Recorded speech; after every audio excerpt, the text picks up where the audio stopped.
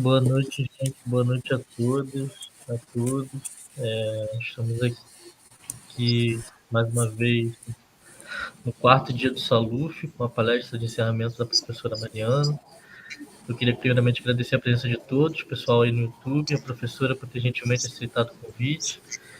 E ela vai apresentar então uma palestra intitulada Experimentação e Prudência em Gilles Deleuze. E é isso, acho que podemos começar já. Obrigada, Bruno. Queria agradecer a todo mundo que está na organização do evento, né? Parabenizar por mais uma edição do Saluf. Agradecer a quem está aqui conosco essa hora.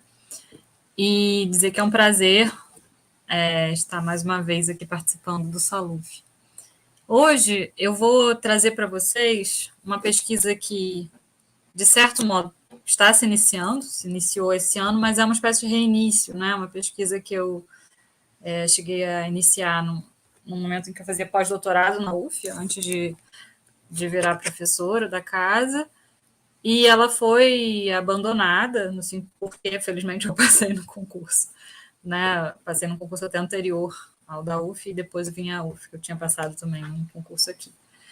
Mas, enfim, então ela ficou pelo caminho e eu tive vontade de retomá-la. Essa pesquisa sobre esse conceito de prudência, que aparece na obra do Deleuze, sozinho e junto com o Guattari, e que é um conceito que, em geral, a gente pensa no Aristóteles quando fala dele, mas, obviamente, é um conceito que atravessa a história da filosofia, e chega ao Deleuze e Guattari, e muitas vezes não se presta muita atenção a ele, porque ele é um conceito que não é mencionado com tanta frequência assim, não é tão desdobrado, adquire uma consistência conceitual tardiamente, de certo modo, né, apenas em 1000 platôs, embora ele tenha sido mencionado antes, embora problemas aos quais esse conceito responda já existissem antes, né, o Deleuze e o Guattari propõem que todos os conceitos são criados na tentativa de responder a certos problemas, então os problemas já estavam postos antes, mas o conceito mesmo só é criado com toda a sua densidade, em toda a sua consistência, em 1980, em 1000 platôs. Né? Para quem não conhece o Deleuze, o primeiro livro dele é de 1953, né? Então, quase 30 anos antes.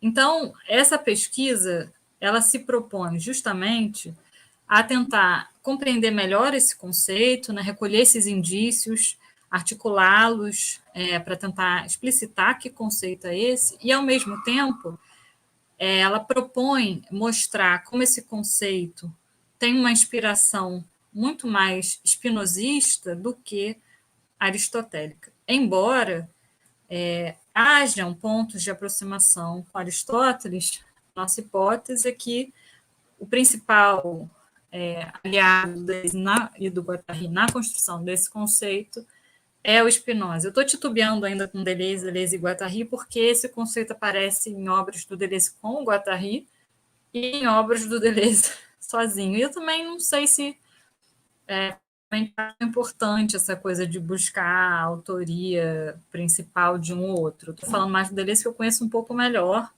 Eu conheço bem melhor a obra do Deleuze do que a obra do Guattari, então me sinto mais à vontade, mas isso não é de maneira alguma porque eu acho que a autoria do conceito do Deleuze, porque eu não sei, também não me interessa exatamente saber isso. Eu acho que o conceito foi produzido ali pelo encontro dos dois. Então, eu vou propor hoje a vocês trazer um pouco que eu já recolhi nesse trajeto de pesquisa um pouco interrompido, né? Esse tema me surgiu durante o doutorado, depois ele não coube dentro da minha tese, eu estava tratando de outras coisas, aí depois ressurgiu no pós-doutorado e foi interrompido, e agora eu estou retomando um conceito do âmbito da ética, na obra do Deleuze, que é o meu campo de trabalho. Né? Então, eu tenho trabalhado nesse campo, eu já fiz uma pesquisa explorando a ideia de experimentação, que é articulada com a ideia de prudência, já fiz uma pesquisa tentando mostrar a relação entre ética e ontologia, o Deleuze, que também é importante, e todas essas pesquisas que eu venho fazendo depois do meu doutorado tem muito a ver com o modo como Deleuze leu o Spinoza. Né, esse conceito de experimentação, a relação entre ética e ontologia, tudo isso é como se fosse o traço espinosano, espinosista do Deleuze, né, do seu pensamento, da sua filosofia. Então, isso é mais um movimento, né, nesse sentido.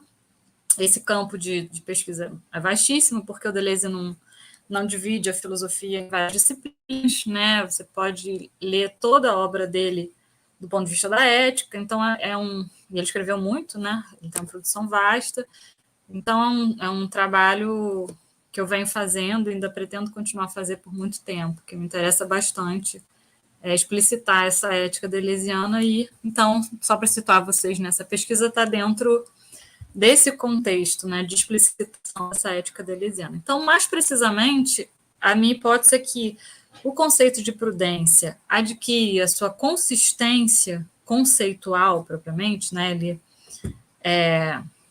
ele não é apenas mencionado, né, ele é criado em toda a sua densidade, no sexto platô de Mil Platôs, chamado Como Criar para Si um Corpo Sem Órgãos. E aí, curiosamente, o modo como ele parece indicar uma influência aristotélica, justamente, isso que é curioso. Só que ao longo do texto, a primeira aparição parece falar de Aristóteles, mas ao longo do texto vai ficando mais claro esse papel do Spinoza, e não só ali, né, em outros lugares da obra do Deleuze, como isso em Guattari também fica mais claro. Então, eu estou querendo propor que esse conceito de prudência no Deleuze é muito spinozano, só que isso cria uma dificuldade, que é a seguinte, uma nova dificuldade, né? Primeiro, por que é spinozano se eles mencionam uma fórmula aparentemente aristotélica ao falar do conceito aí nesse platô, que eu estou dizendo que é o lugar mais importante, né, o primeiro lugar muito importante que esse conceito aparece, talvez o lugar mais importante mesmo, que ele é mais desdobrado. Eu insisto que é conceito marcadamente espinosista. Bom, para piorar a minha situação, entre os comentadores de Spinoza, não há um consenso do que seria uma prudência espinosista.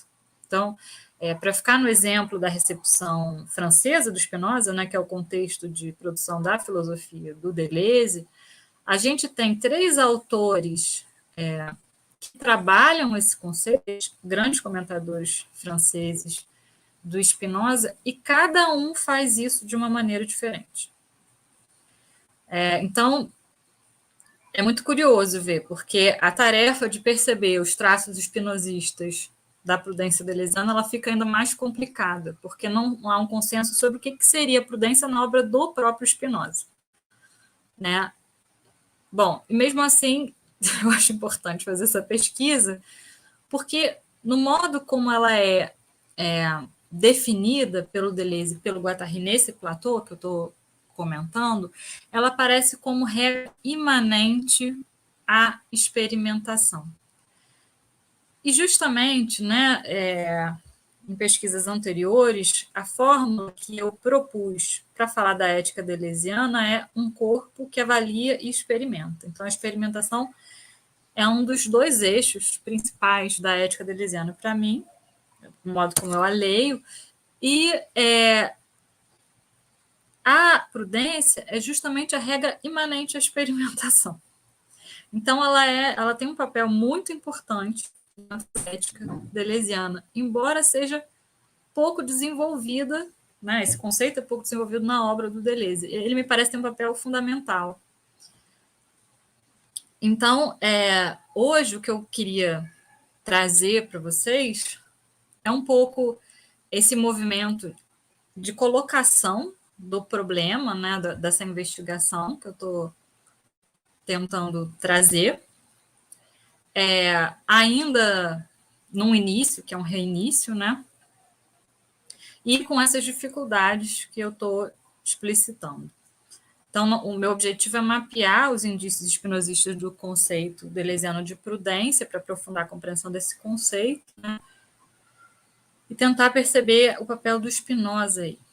Para isso, vocês que estão me ouvindo, é importante falar da experimentação. Né? Como eu disse, a prudência é a regra imanente, a experimentação, uma regra que se torna indispensável no esforço de um corpo para se compor com outros corpos e aumentar a sua potência de agir.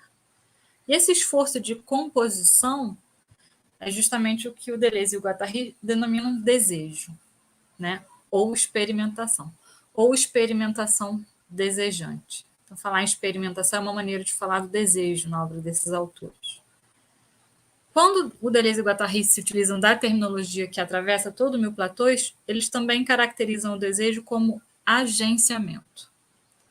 E há um consenso entre estudiosos da obra de Deleuze e Guattari que o conceito de desejo em Spinoza é justamente um dos principais componentes do conceito deleuze-guattariano de desejo. Né? Isso é um consenso entre autores, entre comentadores que estudam bastante Spinoza, como a Cíntia Vieira da Silva, que já veio aqui à UF algumas vezes, né, professora da UFOP, e mesmo do Roberto Machado, né, que escreveu o primeiro livro de introdução a Deleuze, de comentário à filosofia deleuziana do Brasil, um dos primeiros do mundo, né? Ele lançou o livro dele em 1990, o Deleuze ainda estava vivo, ainda estava produzindo, né? Ele escreveu Deleuze e a Filosofia, e esse livro recebeu uma edição, revista ampliada em 2009, chamada Deleuze, a Arte e a Filosofia, prolongando no sentido de estimular vocês a leitura desse livro, que me parece muito importante. Então, mesmo o Roberto, que não... que gosta, que valoriza até mais a influência do Nietzsche sobre o Deleuze do que a do Spinoza, reconhece o papel do Spinoza nesse conceito deleuze-guattariano de desejo. Na ética, né, na ética do Spinoza, o desejo é definido como o esforço do modo existente para perseverar em sua existência, em seu ser. Em latim, esse esforço se chama conatus. O conatus é a função existencial da essência, a essência do modo durante a existência. O desejo, na ética, é ainda associado à vontade e ao apetite. Ele é definido ali como o apetite quando dele se tem consciência. Deleuze diz que essas definições do desejo são apenas nominais, não são reais, porque não dão conta da gênese do desejo. Essas definições estão lá na Ética 3, proposição 9. E adiante, ainda no livro 6 da Ética, o engendramento do desejo é esclarecido, quando ele é definido como a essência ou natureza de um modo existente, enquanto determinada por uma afecção a agir ou a fazer algo. Ou seja, isso está lá na proposição 53. Acho que está na escola, se não me engano. Não sei, está na proposição 56. Ou seja, uma vez um modo existente afetado por outro, sua essência ou natureza adquire uma certa constituição e é determinada em sua ação. Essa formulação ela causa uma estranheza porque ela prevê que a essência ou a natureza seja passível de variação. Né? Isso se dá, eu estou usando aqui, gente, o tempo inteiro, eu estou usando o Spinoza diretamente, mas estou usando também a interpretação do Deleuze, então vocês fiquem atentos, né? Porque pode haver outras interpretações. Eu sempre falo para a gente desconfiar do Deleuze. Mas é uma interpretação interessante e bastante rigorosa, né? Ele está bem próximo do texto da Ética aqui. Ele diz o seguinte, né, que essa variação da essência que aparece nessa fórmula, ela aparece justamente porque o Spinoza, ao mencionar o desejo, ele se refere à essência do modo durante a existência, ou ao estado da essência, e não à própria essência. A essência, em Spinoza, ela é eterna e é o mesmo que potência. E a potência é sempre em ato. Né? A essência do modo existente é um grau de potência eterno, que participa da essência eterna da substância, que é uma potência absolutamente infinita. Eu não vou poder entrar nesses meandros da ontologia, porque não daria tempo de eu chegar até a prudência, tá, gente? Então, isso eu vou lançar aqui Quem puder compreender, ótimo. Quem não puder, depois a gente conversa conforme for na discussão, tá bom? O importante é o seguinte: o estado da essência durante a existência do modo sofre variações. E sofre variações conforme o modo é afetado no encontro com outros modos. Com a essência e a potência, as variações do estado da essência nada mais são que as variações da potência do modo ao encontrar outros modos, ou ainda, as variações na maneira como o grau de potência do modo é preenchido por afecções. Lembrando que a essência é esse grau de potência. Bom, se o modo não encontra outro modo, estou falando modos existentes, é tudo que existe. Nós, por exemplo, somos modos existentes, né? Se o modo, no encontro com outro modo, é afetado com alegria, ou seja, caso se componha com o modo encontrado e tenha sua potência aumentada, o grau de potência, esse grau de potência que é a essência, é preenchido por afecções que aumentam a sua capacidade de agir. E o modo será determinado a insistir no bom encontro. Aqui, se for mais fácil para vocês, vocês podem substituir, quem está habituado, né, com a terminologia do Spinoza, a gente pode substituir modo por corpo. Né? O corpo é um modo, né? Um modo da extensão. O Deleuze e Guattari não teriam nada contra essa substituição, né? Porque eles estão justamente falando disso tudo em textos como fazer para si um corpo sem órgãos, né? Então, não tem problema a gente pensar em termos de corpo. Então, eu vou repetir.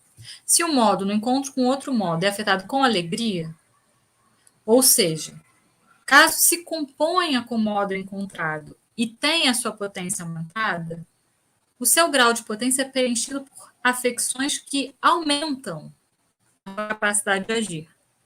E o modo será determinado a insistir no bom encontro.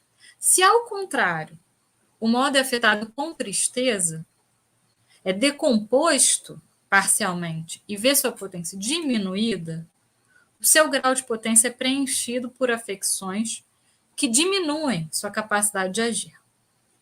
E o modo será determinado a destruir o corpo que lhe decompõe, vendo toda a sua potência já diminuída, engajada nesse esforço de destruição. Quer dizer que ele vai conseguir, mas ele vai voltar toda a sua potência nesse sentido, de destruir esse corpo que está decompondo. Então, eu acabei de descrever para vocês o que são os bons e os maus encontros. Para dizer de maneira mais simples, né, o Deleuze fala, de maneira simples, tanto rigorosa, os bons encontros são como um alimento, algo que nos alimenta. E os maus encontros são como envenenamentos, intoxicações, né? Essas decomposições parciais, que podem ser até totais, né? Pode ser levado a um extremo de ser uma decomposição total. E que, diante desse tipo de decomposição sofrida, o modo não apenas vê sua potência diminuída, como acaba tendo que engajar toda essa potência nesse esforço de destruição daquilo que o está destruindo. Por isso que o Spinoza sustenta que o desejo nasce de um afeto, alegre ou triste. E conforme é determinado por esse afeto, o modo adquire uma determinada constituição que o leva a desejar, a fazer algo, a perseverar em seu ser de determinada maneira. Né? Então, o desejo nasce de um afeto, que pode ser alegre ou triste, e nesse processo de engendramento do desejo, o modo é determinado a agir de certa maneira, a fazer algo. Cabe ainda sublinhar que, embora o desejo nasça de um afeto de alegria ou de tristeza, e em função disso, o modo seja determinado a agir de uma maneira ou de outra, o desejo é sempre um esforço do modo para perseverar em seu ser. Seja insistindo no que compõe com o modo, seja tentando destruir o que decompõe o modo. O que o Deleuze, agora voltando, né? Isso foi só para trazer para vocês o que Spinoza diz na ética. Embora eu tenha usado um pouco da interpretação do Deleuze, eu estou me baseando na ética mesmo, né? Enfim, no texto do próprio Spinoza para trazer essa explicação para vocês e deixar claro, né? Como o desejo em Spinoza vai influenciar a concepção de desejo ou de experimentação no Deleuze e Guattari. Então, o que o Deleuze e Guattari chamam de experimentação ou de desejo é justamente um esforço de composição, uma busca pelo aumento da potência de agir. Nesse sentido, a experimentação se orienta inicialmente pela seleção das alegrias, desses bons encontros, e em seguida se volta para a conquista da ação, da atividade, do devir ativo. A experimentação, contudo, ela pode falhar. E o desejo se engendra mesmo quando a potência é diminuída ou impedida. Não há garantias e tampouco sabemos de antemão o que compõe com o modo e favorece sua potência. Por isso, durante a experimentação, é necessário discernir os diferentes funcionamentos do desejo e triar aquele condizente com o aumento de potência.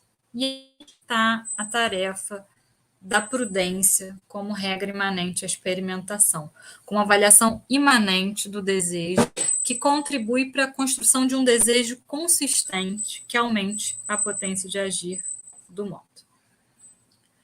Bom, então agora que eu tentei mais ou menos descrever para vocês o que é a experimentação, eu vou passar para o ponto seguinte, que é a prudência em Aristóteles e em Deleuze e Guattari, da experiência à experimentação.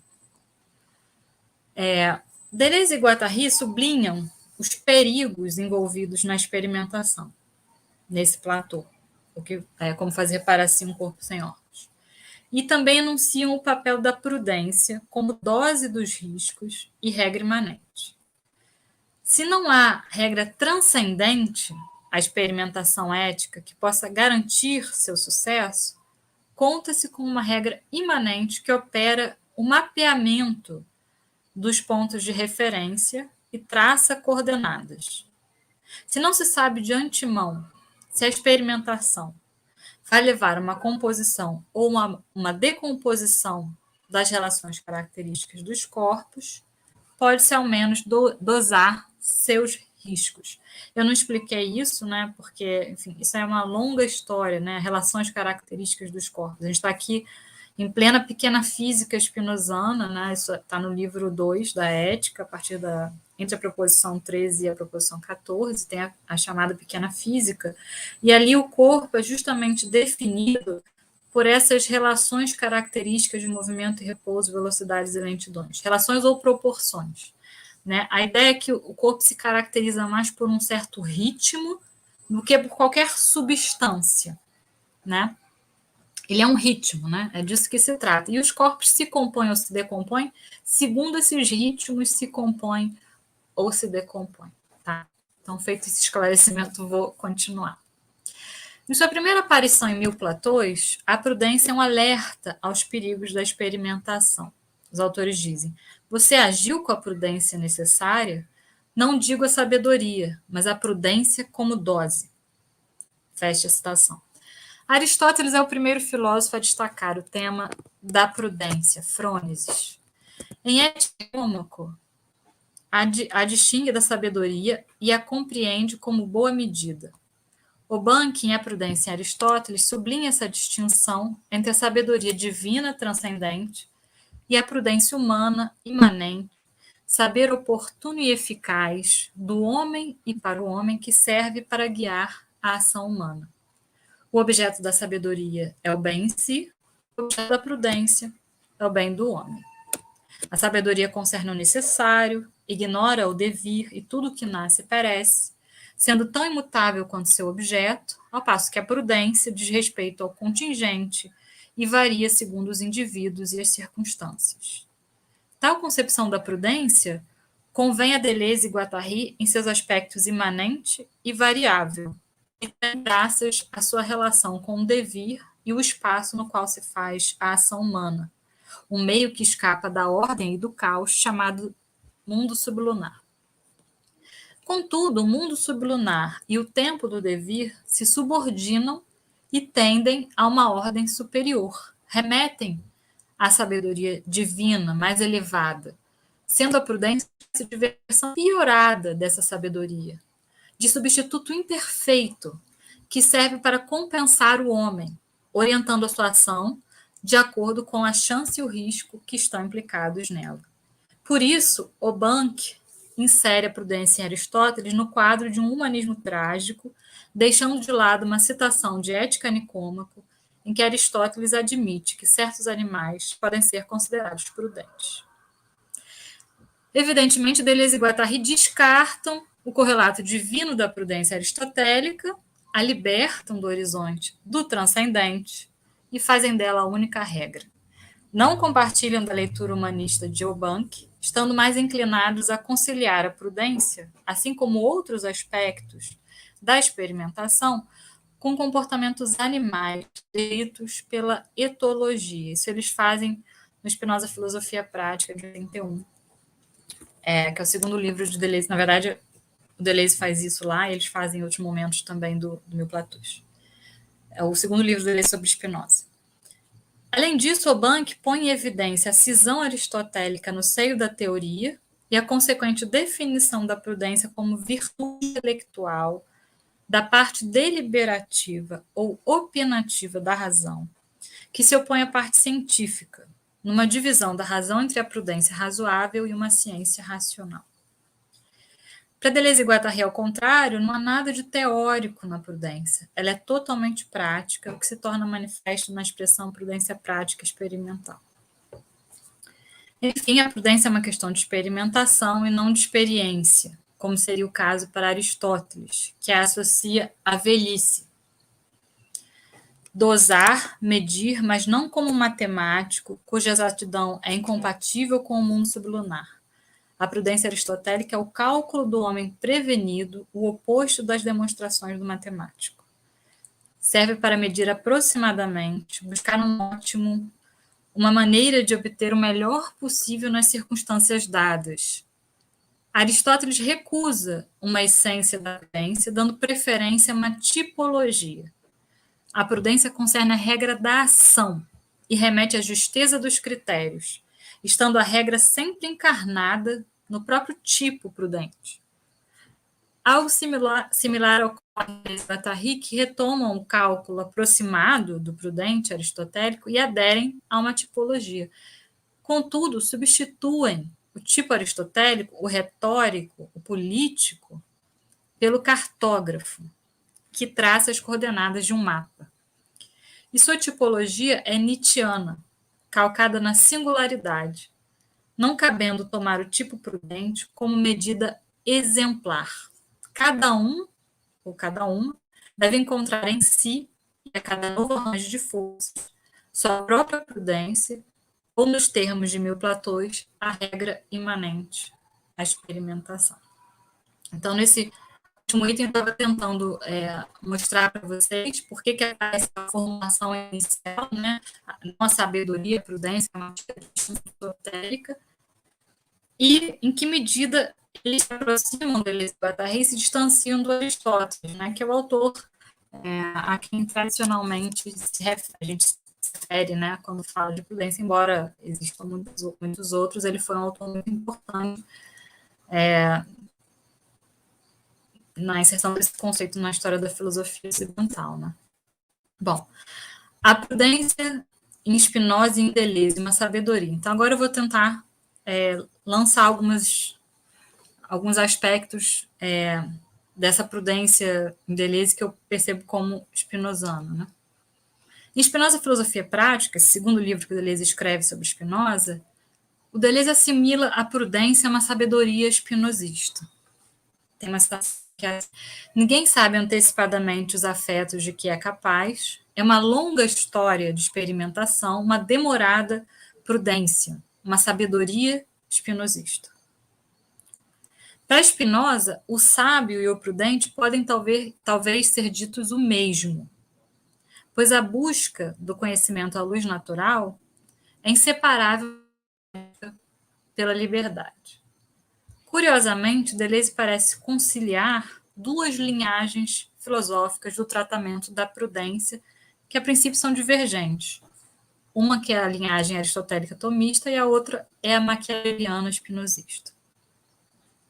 Em Spinoza, o Problema da Expressão, que é o primeiro livro do Deleuze sobre Spinoza, O sábio da tradição aristotélica é definido por sua competência de julgar, conforme a ordem dos fins, os deveres, os ofícios e as ações pelos quais cada um é responsável.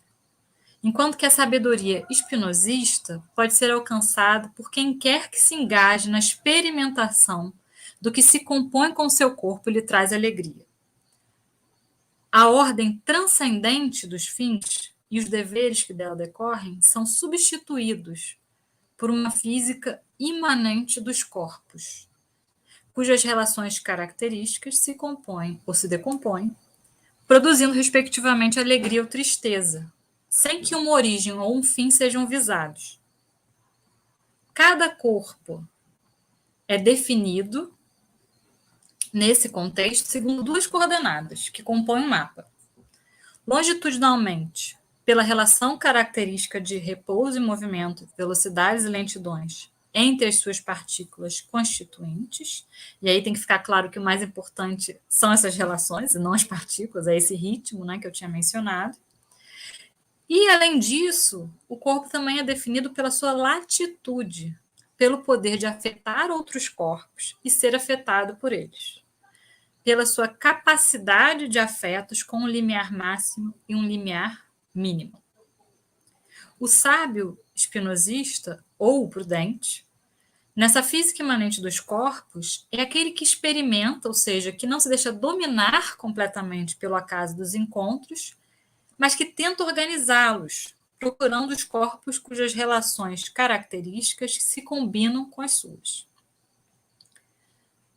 Este, né, como cartógrafo que é esse sábio, esse prudente, traça mapas durante a experimentação, levando em conta as coordenadas corporais. Dado que a composição das relações produz alegria, pode-se reconhecer o prudente ou o sábio espinosista pelas suas alegrias. Isso eu não falei, mas é importante falar. A alegria para o Spinoza, aí o delistação literal na leitura dele ao Spinoza, ela é indício de uma composição de um aumento de potência, necessariamente. É isso que ela é. A alegria é um aumento de potência e a tristeza é uma diminuição, né? Então, o sábio, o prudente, o sábio espinosista, né? O prudente é aquele que está sempre em busca dessa composição. Então, a primeira maneira da gente discernir o prudente é pelas suas alegrias. O que pode um corpo? De que afetos ele é capaz? Como Deleuze repete a todo momento, não se pode saber de antemão. Isso é um trecho do Spinoza que Deleuze repete muito. O Spinoza fala, ninguém sabe o que pode um corpo, né? Ninguém até aqui demonstrou o que pode um corpo, não lembro exatamente, mas é um trecho literal do Spinoza, só que ele transforma em pergunta, o que pode um corpo? E repete muito, isso é um mote, uma espécie de mote da filosofia dele. E nós não sabemos de antemão o que pode um corpo, de que afetos ele é capaz. É preciso experimentar para descobrir como ir até o máximo do que se pode. Como preencher o poder de ser afetado do corpo por afecções ativas, que expressam a potência de agir do corpo. Mas enquanto ainda se está na passividade, né, o Spinoza acha que nós nascemos na passividade, a atividade precisa ser conquistada, né? Enquanto ainda se está na passividade, é preciso selecionar as afecções passivas alegres. Até graças ao esforço para encontrar corpos que lhe convém, nas relações nas quais lhe convém, o corpo conquiste sua potência de agir, entrando num devir ativo. A experimentação é justamente a tarefa ética de buscar afecções ativas, a partir das afecções passivas alegres. É o esforço ético pelo dever ativo. Eu não vou ter tempo de desenvolver isso muito, né? Mas a ideia é exatamente essa. Nós nascemos na passividade, nós encontramos outros corpos ao acaso, apenas sofremos, então, o efeito desses encontros, que são justamente essas alegrias e essas tristezas, esses aumentos e essas diminuições de potência, mas nessa situação nós estamos em plena passividade, mesmo quando essas afeições são alegres. Então, a proposta do Spinoza, né, na ética, é justamente que a gente conquiste uma atividade, né, que a gente não fique ao acaso dos encontros, e E o Deleuze vai tentar detalhar como esse processo é feito. O Spinoza também, de certo modo, faz isso na ética, né? E o Deleuze vai ler a maneira dele esse processo, dizendo que a gente só consegue conquistar essa atividade insistindo nas alegrias passivas, né? São elas que vão nos dar a ocasião para conquistar a atividade. Daí a importância de insistir nas alegrias e encurtar o mais rapidamente possível a tristeza. É uma ética da alegria aqui. A dinâmica corporal é complicada, pois qualquer corpo é composto por corpos mais simples e a relação de movimento e repouso, de velocidades e lesões, característica de um corpo, é composta por uma complexidade de relações características de corpos mais simples que se conjugam de maneira agonística. Então, o corpo é sempre uma composição de corpos e cada um tem ritmos diferentes, né? Então, há uma certa relação agonística entre essa diversidade de relações que compõem cada relação característica. Consequentemente, as relações de movimento e repouso, de velocidades e lentidões do corpo complexo, são elas próprias relações agonísticas, de modo que uma parte do corpo pode se compor com algo que decompõe outra parte do corpo ou o corpo como um todo.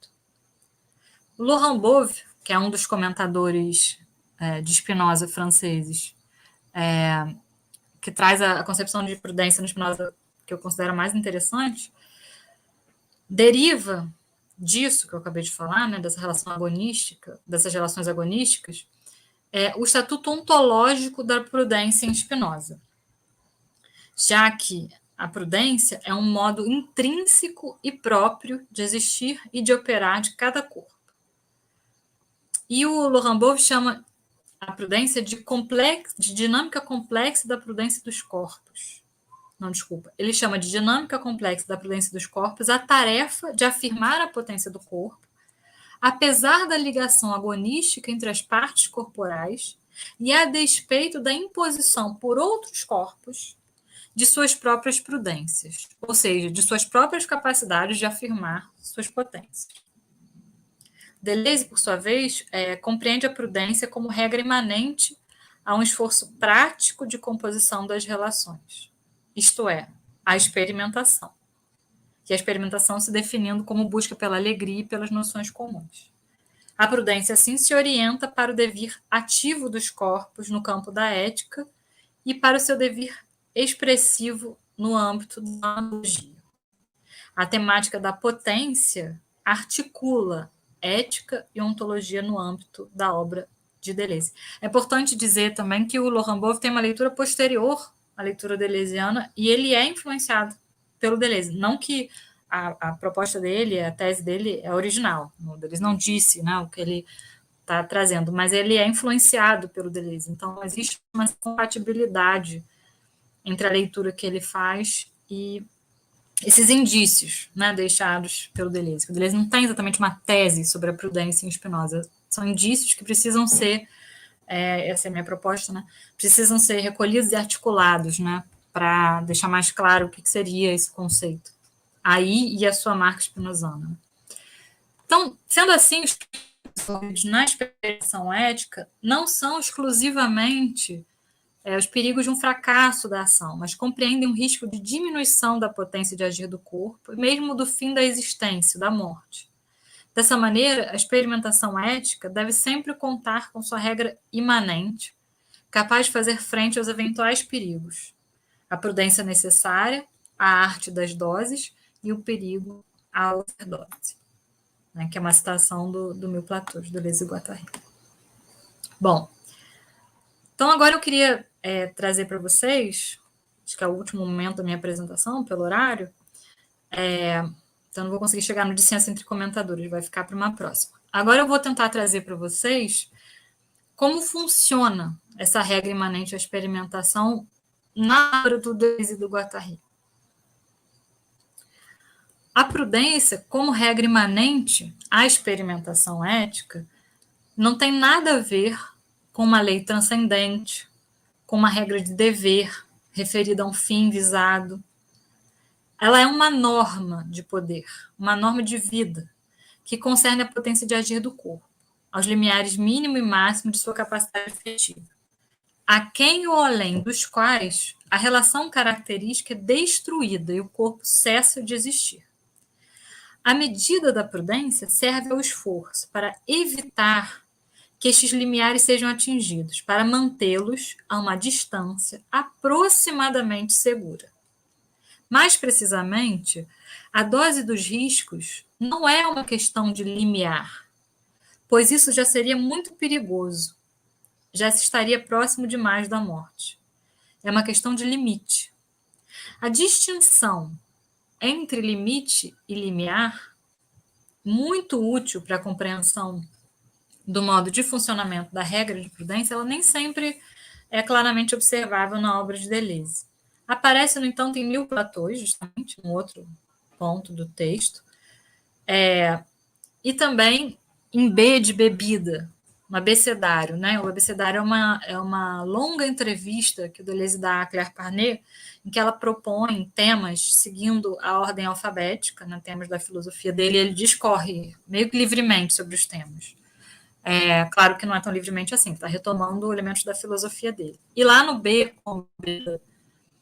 aparece essa distinção importante entre limite e limiar. Vocês vão reparar que é um exemplo curioso para falar de prudência, que é o exemplo do álcool, né? E eu gostaria que vocês prestassem atenção nesse exemplo, porque me parece que usar esse exemplo, para além da menção à dose e overdose, né, que parece claro, também indica como a gente está em pleno campo ético, né? É um campo mais do quanto, e aí parece um pouco aristotélico também, mais do quanto, como, de que modo, do que uma precisão do sim, do não, né? Não é uma moral que vai dizer não beba, por exemplo, né? Então vamos lá. Em Mil Platôs, Deleuze e Guattari distinguem o limiar e o limite, argumentando que o limiar marca uma mudança inevitável na conexão das relações características e, portanto, o fim de uma relação característica. Ao passo que o limite designa o que eles chamam de penúltimo. O limite, o penúltimo, precede, de certa maneira, o último, né? O limiar, a mudança das relações que traz consigo um recomeço necessário. A prudência, ela se orienta pela medida do limite, do penúltimo, pois no intervalo do limite, que pode ser medida a variação da capacidade afetiva de um corpo qualquer. O limite é, assim, a margem de variação da potência de agir do corpo, que pode se desdobrar ou se encolher, segundo se aumenta ou se diminui sua capacidade afetiva. Ao passo que os limiares, máximo e mínimo, são extremos dessa capacidade afetiva que, tão logo transpostos, implicam a decomposição da relação de movimento de repouso, de velocidades e lentidões que caracteriza um corpo. Um corpo qualquer só pode suportar afetos compreendidos entre os limiares mínimo e máximo do seu poder de ser afetado, aquém ou além dos quais a sua relação característica se decompõe, levando o corpo à morte. Se um limite variável é ultrapassado, corre-se o risco de se transpor um dos limiares, de se extrapolar a capacidade do corpo, o que ele pode. Ao invés de ir até o máximo do que pode um corpo, se vai além do que ele suporta, colocando-se em risco a sua relação característica e seu poder de ser afetado. Eis porque a prudência é a medida do limite, que precede o limiar, visto que tem como tarefa não apenas impedir ou interromper a diminuição da potência de agir do corpo, mas também evitar a morte do corpo. Para ser prudente, leva-se em consideração os limites, mas não os limiares de um corpo qualquer, pois esta é a única maneira de se manter o mais distante possível, tanto da morte quanto da moral. Essa é compreendida como a manutenção da potência de agir do corpo no seu mais baixo grau, em suma, com sua servidão. Aqui eu também não vou ter tempo de desdobrar isso, mas existe uma clara diferença entre ética e moral no Deleuze, né? Uma das marcas é essa, a ética ela é imanente e a moral ela é transcendente. A ética se dá pela construção de regras nas experiências singulares, nas experimentações singulares, né? São regras variáveis, moduláveis, né? E a moral não, a moral se dá por uma espécie de julgamento externo e superior à própria experiência, à própria experimentação, que funciona por regras obrigatórias, né? Então, dizendo de maneira muito rápida. E o Deleuze sustenta que a moral ela mantém a potência de agir no seu mais, né? Ela é uma das aliadas, né, da servidão. A imanência da regra da prudência se justifica pelo fato de que cada corpo tem seus próprios limiares e seus próprios limites variáveis que não são conhecidos de antemão. Nenhuma regra transcendente pode informar a esse respeito, ou ser uma garantia para a conservação do corpo ou para o sucesso da experimentação. Um corpo qualquer conhece seus limites somente por meio de um engajamento em uma experimentação sempre perigosa, de certa maneira, embora se possa dosar seus riscos. O importante é que essa dose dos riscos é uma medida imanente dos limites durante a experimentação. Isso é, em meio ao esforço de desdobramento desses limites, variáveis a cada instante. Uma citação aqui, imanência, em vez de uma medida que viesse interromper a experimentação. Então, a prudência não é uma coisa simplesmente do pare, é uma coisa do quanto. Não, vai até aqui, vai mais um pouquinho, né? O Deleuze, quando traz esse exemplo, eu não vou falar para ele estar aqui no citação do alcoólico. Então, se faltar algum detalhe, eu acrescento. Bom, então não se deve ultrapassar os limiares de modo algum, né? Como funciona essa medida prudente dos limites? E ainda como medir limites que não são fixos, mas ao contrário estão sempre variando? Essa é a dificuldade da regra da prudência, né? No caso do alcoólico, citado por Deleuze e Guattari, medir o limite é parar no penúltimo copo, aquele que lhe permitirá, depois de uma pausa, recomeçar a beber. O limiar do alcoólico seria o último copo, o copo que o levaria ao hospital, ou ao cemitério, ou ainda simplesmente aquele que o obrigaria a parar definitivamente de beber. Entretanto, se os limiares são fixos e demarcam os extremos da capacidade afetiva, o limite do que pode suportar o corpo do alcoólico varia ao longo do tempo e segundo as circunstâncias. O penúltimo copo pode ser, em certo momento, o terceiro, em outro momento, o 10º, etc. A variação dos limites deve ser considerada na dosagem da prudência e faz da prudência uma regra imanente que também varia à medida que se experimenta. Então não tem aquilo lá, eu só aguento tomar 2 copos de vinho, eu só aguento tomar 10 copos de vinho, depende do dia, né? Depende de uma série de circunstâncias. Para regular limites variáveis, a prudência conta com regras que são elas mesmas variáveis e funcionam como um jogo em que cada lance interferiria na regra. A regra imanente, que é a prudência, se prolonga em regras chamadas facultativas ou concretas, que se estabelecem a cada variação dos limites, sempre respeitando a norma prudente de uma distância aproximadamente segura em relação aos limiares mínimo e máximo do poder de ser afetado do corpo. Essas regras facultativas ou concretas têm um papel seletivo. Elas selecionam os lugares, as condições e as técnicas de experimentação que permitem ao corpo se conectar o máximo possível a outros corpos, com o mínimo de riscos, e extrair dessa multiplicação de conexões uma liberação das alegrias que conduza ao aumento e à aquisição formal da potência de agir, em suma, ao devir ativo, ao que o Deleuze vai chamar de salto ético. Essa conquista do devir ativo, o Deleuze chama de salto ético.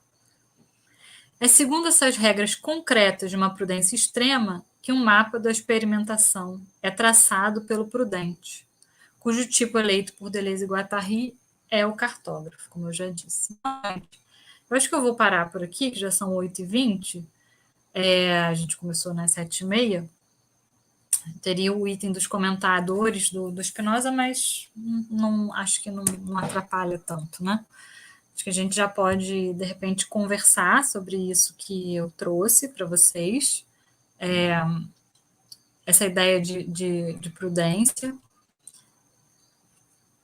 E essa relação do. Enfim, então, são esboços ainda, né? São coisas que eu já rastreei, né? Que eu ainda posso refinar. Então, a contribuição de vocês pode ser muito importante, enfim, sugestões, críticas, perguntas, né? Que é uma pesquisa que está em andamento ainda para ser desenvolvida. Então, agora eu queria já abrir para o debate, para quem quiser conversar. Não sei se o Bruno vai fazer essa mediação. Oi, muito obrigado pela palestra, foi ótima, muito esclarecedora, bem interessante. E já tem algumas perguntas aqui no YouTube. A Isabela Carolina está perguntando para a senhora: de que modo o sábio experimenta o conatos, instinto de sobrevivência spinoziano, através do corpo? Eu vou de repente fazer uma. Porque tem vários termos aí, né? A coisa engraçada quando a gente vai estudar o Spinoza é que a gente vai percebendo, né, como tem ontologia em tudo, né? A gente está falando de ética, a gente está falando de ontologia. Tem uma espécie de continuidade que, a meu ver, permanece no Deleuze, curiosamente, né? O Deleuze é um filósofo que tem uma ontologia, né? Uma ontologia contemporânea. E tem muitos debates sobre isso no campo deleuziano, né? Tem gente que prefere falar em metafísica, tem gente que prefere falar em individuação, tem gente que prefere falar de ontologia, tem gente que fala, não, é uma ontologia, mas não é metafísica, não é uma metafísica, mas não é uma ontologia. Eu, principalmente, prefiro definir os termos e dizer que metafísica, que ontologia, que individuação acho que foi menos problema, mas eu acho que você pode chamar de metafísica se tiver uma certa compreensão da metafísica, de ontologia se tiver uma certa compreensão da ontologia. Isso tudo eu estou dizendo por causa do conato, que é um conceito de essência, né? A essência durante a existência do modo é o conato. Então, por exemplo, o Laurent Bove, quando vai falar da prudência, ele vai dar um estatuto ontológico para a prudência, para esse conceito. É como se fosse a própria afirmação do ser, do modo, é prudência.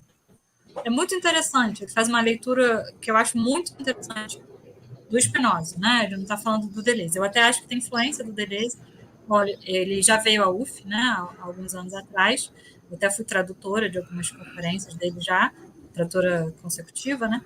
E ele falou para mim claramente que, isso dá para ver nos textos dele, ele menciona, que tem uma marca do Deleuze, mas o Deleuze não desenvolveu justamente a prudência. Então, ele lança muito mais longe. Então, de que modo o sábio experimenta o conatus eu posso dizer assim, eu posso traduzir essa pergunta para piorar a situação, né, essa pergunta da Isabela Carolina, eu posso dizer assim, como a gente pode experimentar a nossa própria essência, né? Porque tem algo aí, a pergunta que vai nesse sentido. E a proposta do Deleuze é justamente que a gente pode experimentar a nossa essência justamente quando a gente desdobra a nossa potência, quando a gente vai ao máximo do que pode. Ele vai dizer, se nós nos esforçamos para ir ao máximo do que podemos, nós estamos expressando a nossa essência. Quando a gente expressa a nossa essência, a nossa natureza, a gente, de certo modo, experimenta, aí tem uma formulação que eu acho linda, a gente experimenta que é eterno. É como se a gente, durante a existência, pudesse fazer essa experiência da eternidade. A essência no Spinoza é eterna, e durante a existência a gente pudesse fazer essa eternidade, essa experiência da eternidade. Só que ele diz que, em geral, as pessoas não fazem isso. Porque, em geral, as pessoas não se esforçam, não se engajam para buscar se compor com os corpos. Pessoas, eu estou falando meio ruim, né? Os corpos, né? Porque a gente não está no âmbito, não menos explicitei isso, é bom explicitar. O indivíduo ou o corpo, no Spinoza, como a gente vê, é um puro ritmo, não é necessariamente essa forma que a gente vê.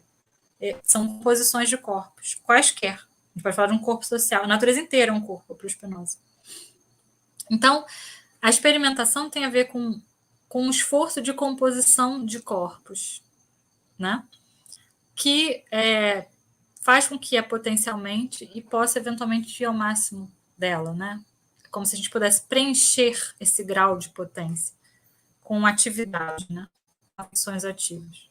Isso é muito difícil, o Spinoza diz, e o Deleuze também. Mas isso é o que é o desafio ético por excelência. Como? Como? A pergunta dela é como. O como é, primeiro, insistindo nas alegrias, mesmo passivas, insistindo muito nas alegrias, encurtando ao máximo as tristezas, né? São inevitáveis, mas você pode insistir ou não em certos encontros. Os encontros são inevitáveis, eles se fazem ao acaso, mas a gente pode insistir mais ou menos neles. Tem uma espécie de margem aí. Então, insistindo nas alegrias, e a partir dessa insistência nas alegrias, há uma aposta do Deleuze que a gente consiga dar esse salto ético, que é compreender essa composição que está se fazendo, que a alegria é isso, ela indica que há uma composição, e a partir daí ser causa dessa alegria. Quando a gente é causa do que nos acontece, dos afetos que nós sentimos, a gente sai da passividade para a atividade. Então, esse é o desafio ético por excelência. Né? E levando isso mais adiante, né, seguindo nessa experimentação, nesse aprendizado, a gente pode fazer essa experiência de que é eterno, a gente pode fazer essa experiência da própria essência. Isso no Spinoza corresponde à passagem do primeiro e segundo gênero de conhecimento, que é esse salto ético, e é no terceiro gênero de conhecimento, a passagem do segundo para o terceiro, que a gente pode experimentar que é eterno. O Spinoza acha que isso acontece por meio da filosofia. Você precisa de filosofia para chegar nesse ponto.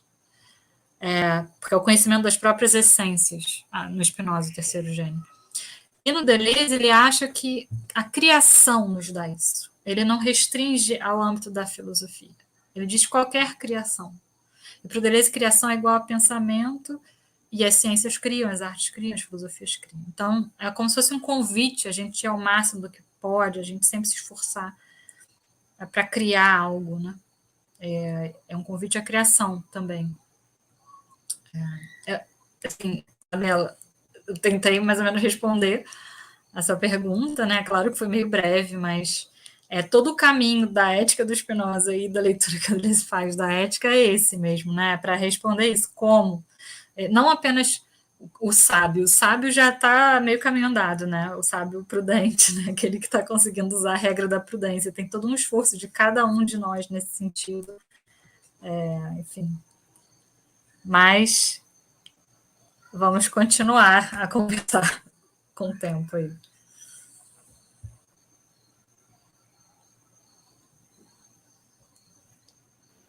Estão me ouvindo? Então, se eu tenho mais uma pergunta aqui da Giana. Há uma diferença fundamental das propostas éticas de Spinoza e Deleuze em relação à perseguição da alegria? Pergunta. Uma diferença fundamental. Difícil dizer uma diferença fundamental, Giana. Certamente há uma diferença, porque o Deleuze ele tem uma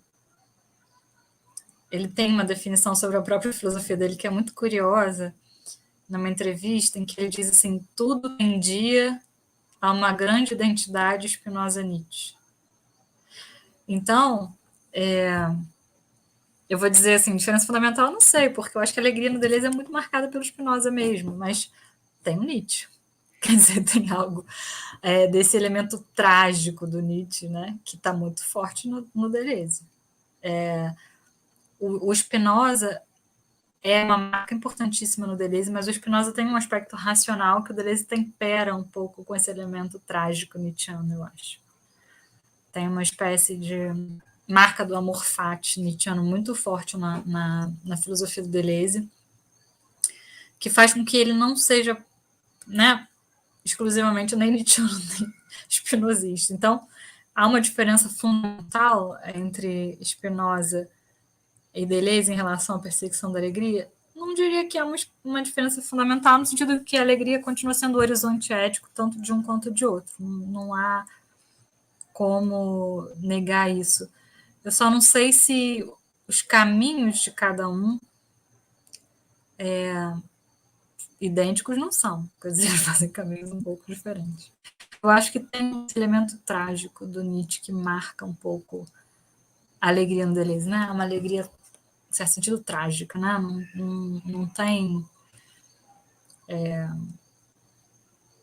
essa aposta do Spinoza de que se a gente conhecer racionalmente os afetos, enfim, que vai dar tudo certo, né? A gente vai conseguir conquistar essa liberdade e tal. Não é que não tem, eu acho que tem isso, mas ao mesmo tempo isso convive com essa certeza, né?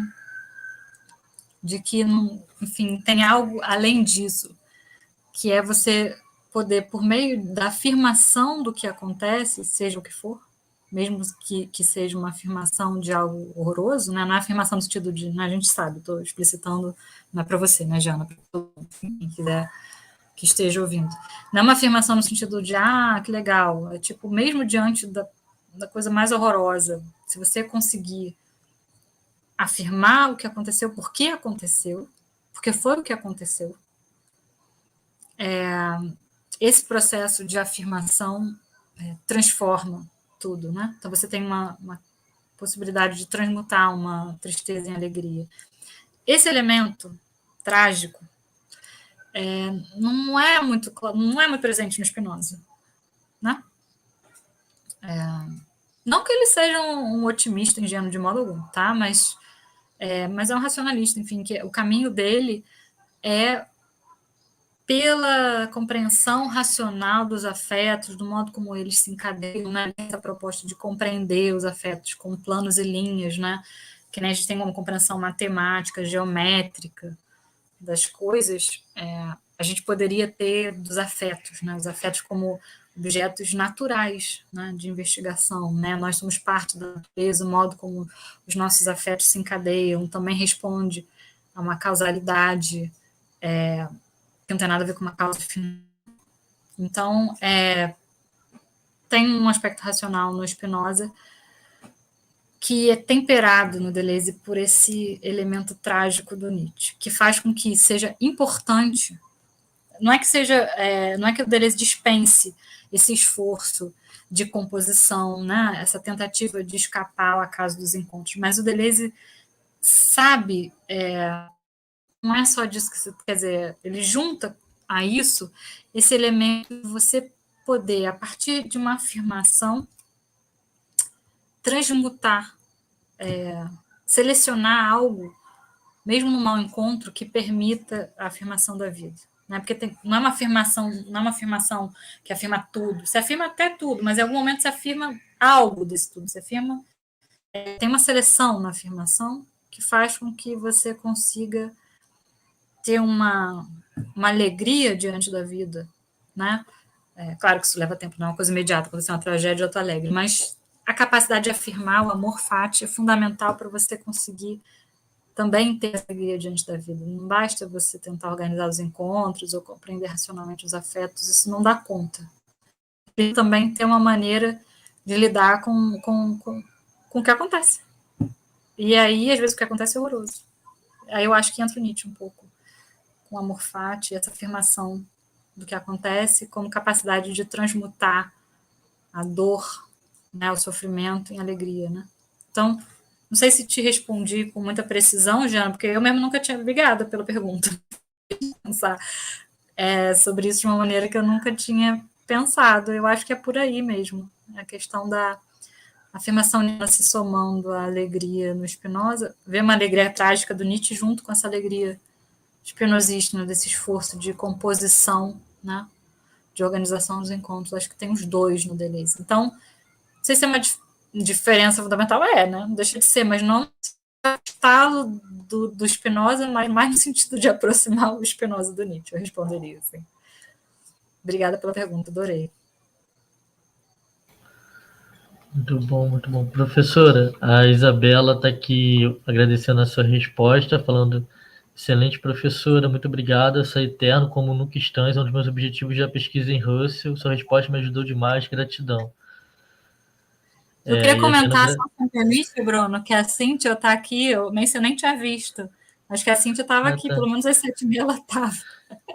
Aham. E a Cíntia Vieira da Silva, que eu citei, né, no início, não sei se vocês se lembram, que é uma das pessoas justamente que destacam no livro dela, está até aqui do meu lado, porque ela faz parte da minha pesquisa, Corpo e Pensamento, Alianças Conceituais em Deleuze e Spinoza. Ela é uma pessoa que destaca esse papel do Spinoza na prudência do Deleuze e do Guattari. Então, que bom que ela está aqui. Ela tá aí sim, falou. É uma interlocutora importante, além de uma amiga querida. Professora, eu tenho uma pergunta.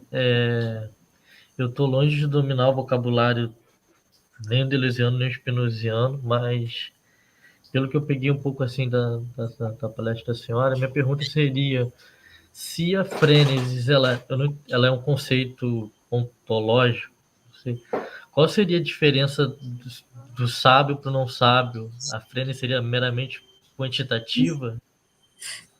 Boa pergunta, Bruno. Olha, lá no Cafranes e Aristóteles, né? E quem faz a diferença entre o prudente e o sábio é o Aristóteles, né?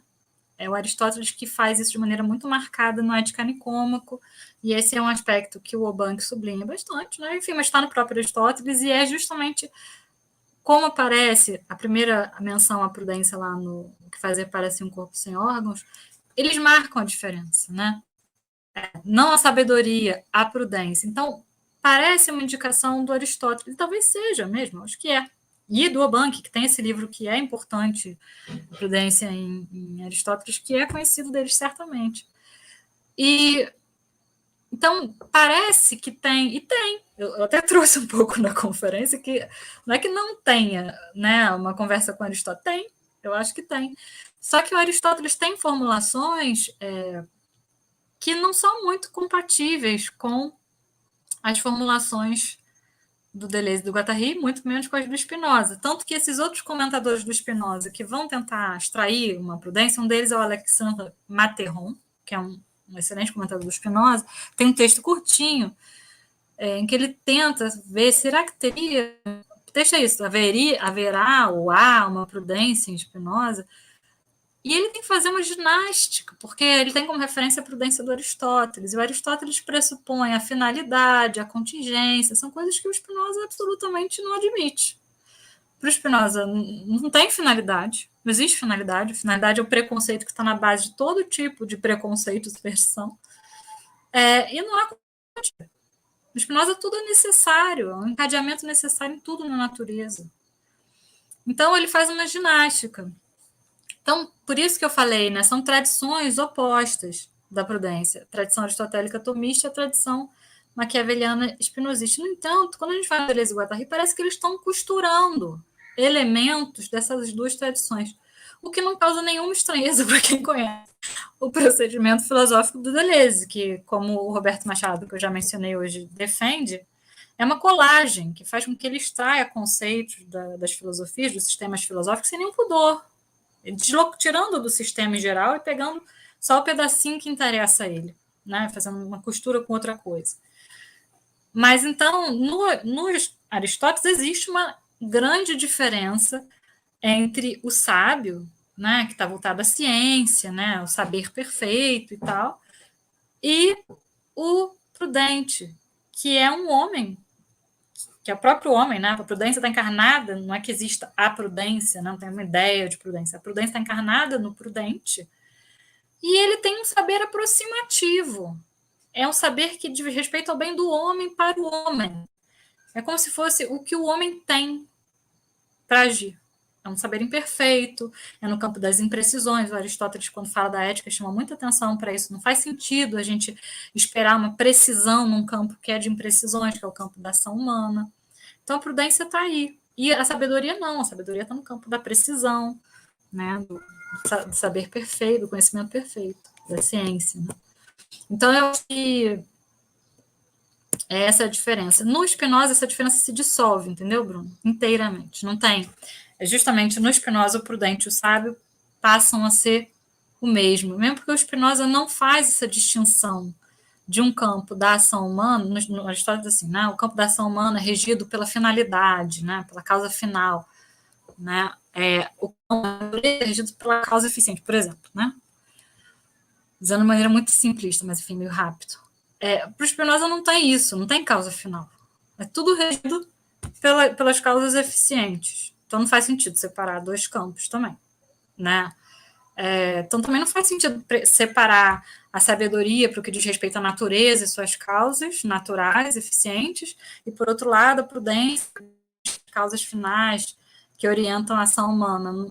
Não faz sentido essa cisão, não tem essa cisão de dois campos. A ação humana está separada da natureza. Não, o Spinoza faz questão de dizer, não, o homem está no meio da natureza, funciona como a natureza, não existe causa final, é tudo causa eficiente. Então a gente também tem que compreender o homem dentro dessa lógica da causa eficiente. Ao mesmo tempo, também não tem essa contingência toda, justamente, a gente não está no campo da ação humana contingente, não tem isso. Tudo é necessário. Se o homem age assim, é porque ele foi determinado a agir assim, por um certo encadeamento afetivo. Então, essa cisão, né, desses dois campos, que faz com que o Aristóteles distinga a sabedoria da prudência, ela não existe, e essa distinção perde sentido. Tanto que o Deleuze, quando retoma o Spinoza na conversa, ele mescla a prudência, essa sabedoria espinosista. Não faz mais. Tudo é uma busca no Spinoza, tudo é busca por um conhecimento adequado, e isso está dentro do campo da causa eficiente, em qualquer caso. Inclusive, quando a gente está falando de encadeamento afetivo, no modo como a ação é determinada. Então, essa distinção se dissolve. É por isso que é tão estranho, porque a gente tem formulações de claramente aludindo a Aristóteles, como essa, né? A prudência, a sabedoria e tal, e no mesmo texto, não só em outros textos, como no mesmo texto, como fazer parecer um corpo sem órgãos, é o Spinoza atravessando o texto todo. Então é muito interessante essa. Para quem trabalha outros autores, às vezes é muito aflitivo, né? Esse da filosofia deleuziana, mas tem algo um pouco, pode ser, né, para alguns, lido também como uma liberdade grande, né, de você realmente tomar o que interessa em cada campo, né. Eu acho que essa ideia da dosagem no Aristóteles também é importante, essa ideia de um cálculo aproximativo, né, de uma medida imperfeita, né, de uma medida em que a gente está um pouco tirando, isso no Aristóteles é forte, muito forte. Não que não possa se encontrar isso no Spinoza, mas isso no Aristóteles é bem marcado, e eu acho que para eles é importante essa ideia da dose, né, do cálculo aproximativo. Acho que é por isso que eles... E também porque, tradicionalmente, é o autor em quem se pensa. A gente fala em prudência, todo mundo pensa no Aristóteles. Eles estão dialogando com essa história da filosofia aí. Mas, de fato, a sua pergunta é ótima, né? Porque talvez não tenha ficado tão claro o texto. Eu acho que eu não marquei isso com tanta clareza, como há uma dissolução dessa distinção entre prudente e sábio quando a gente vai para o Spinoza, justamente. E essa distinção só faz sentido em Aristóteles, né, que tem essa separação do conhecimento da natureza e do conhecimento, do saber, do conhecimento da ação humana, né? Esse campo das causas eficientes, das causas finais. Aí você separa também o sábio do prudente. No Spinoza, isso cai por terra. Enfim. Legal, professora, muito obrigado. Nossa, muito obrigado mesmo. Tem aqui vários elogios aqui falando para a senhora, a Cíntia falando, aprendendo muito. A Giana falou, fiquei curiosa sobre a sua síntese dos comentaristas. Maravilhosa palestra, obrigada. A gente já está assim, caminhando para quase 9 horas. Não sei se alguém tem mais alguma pergunta para a professora. Queria agradecer a vocês. Giana, estamos aí para conversar, né? A gente está aqui no meu programa, pode sempre conversar. Eu vou querer fazer uma pergunta para a senhora depois sobre ritmo, professora, que você falou algumas coisas aí, a minha pesquisa, e eu estou começando a engatear nisso. Depois eu vou fazer. Quando eu voltar na UF e a gente se encontrar, vou fazer essa pergunta para a senhora. Tô aí já. Estou aqui, já saí.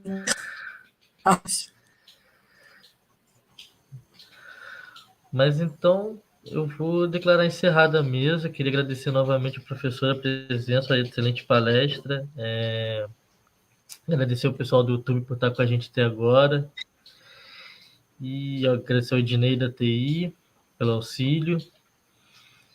E acho que é isso. Muito obrigado, gente. Boa noite.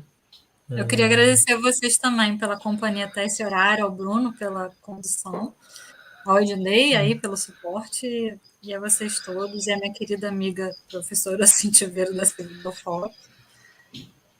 E é isso, gente. Foi ótimo estar aqui com vocês todos e todas. Então tá, gente. Beijo. Até a próxima terça-feira tem mais Saluf. Boa noite. Boa noite.